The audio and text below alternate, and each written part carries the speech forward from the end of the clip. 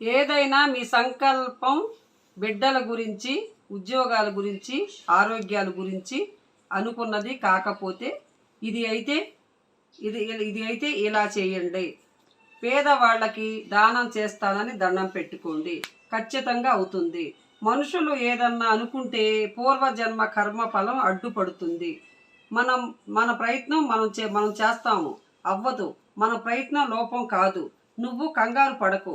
అడ్డుకుంటుంది వేరే అక్కడ. మనం పూర్వజన్మలో లోపం దెబ్బతిని ఒక్కొక్కసారి అలా జరుగుతుంది.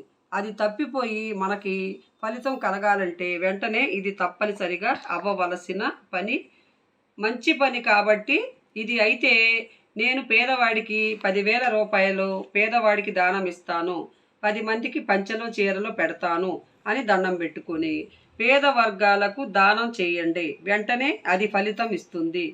వ్యాసుడు మహాభారతంలో చెప్పిన మాట ఇది. ఎటువంటి అసూయ లేకుండా ఇవ్వండి. దానం ఇచ్చినప్పుడు మీకు అదే పుణ్యం వచ్చి మీరు అనుకున్నట్టు జరిగిద్దండి. పేదవాళ్ళకి ఏమైనా ఇస్తానని చెప్పి దండం పెట్టుకోండి. దండం పెట్టుకుంటే మీరు అనుకున్నది తప్పనిసరిగా అయి తీరిద్ది. చీపురు చీపురు చాట, ఈ రెండు లక్ష్మీ స్వరూపాలు. వీటిని తిరగేసి పెట్టకూడదు. చాలామంది తెలియక చాట తిరగేసి పెడతారు. చాట ఎప్పుడు తిరగేసి పెట్టకూడదు. చాట తిరగేసి పెడితే లక్ష్మీ కటాక్షం తగ్గుతుంది. అలాగే లక్ష్మీదేవిని గంధంతో ముంచిన మల్లెపూలతో పూజిస్తే తొందరగా లక్ష్మీ కటాక్షం తొందరగా మనకి కలిగిద్దండి. గంధంతో పూసిన మల్లెపూలతో పూజించాలి. అప్పుడు లక్ష్మీ కటాక్షం మనకి తొందరగా కలిగిద్ది. ఆ పని చేసి చూడండి, తప్పకుండా మీకు లక్ష్మీ కటాక్షం కలిగి తీరుతుంది. నిత్య జీవితంలో పొరపాటున కూడా ఈ తప్పులు చేయకండి. మనకు అదృష్ట యోగం కలగాలంటే మనం కొన్ని తప్పులు చేయకూడదు. ఆడవాళ్ళు మంగళవారము పుట్టింటి నుండి అత్తవారింటికి వెళ్ళకూడదు. అలాగే శుక్రవారం రోజు అత్తవారింటి నుంచి పుట్టింటికి రాకూడదు. అలాగే సోమవారం తలకి నూనె రాయకూడదు.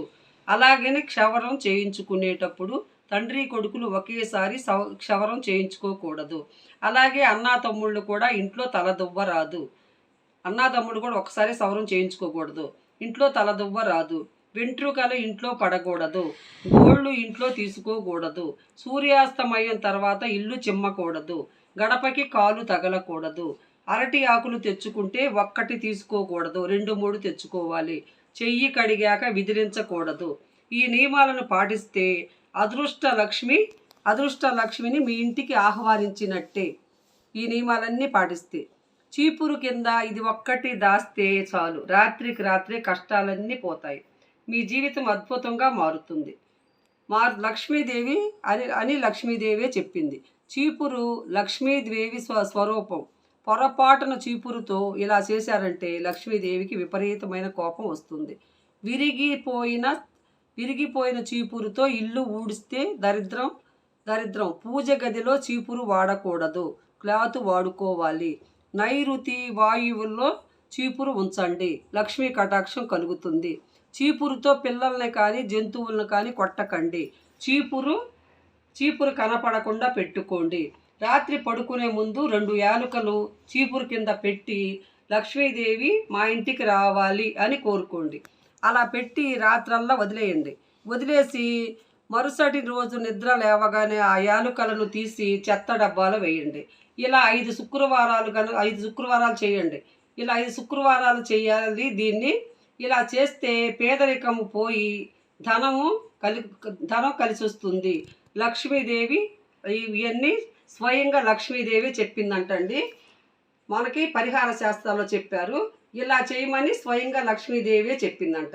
ఈ నియమాలు పాటించి లక్ష్మీదేవి కటాక్షం పొందండి. బాయ్.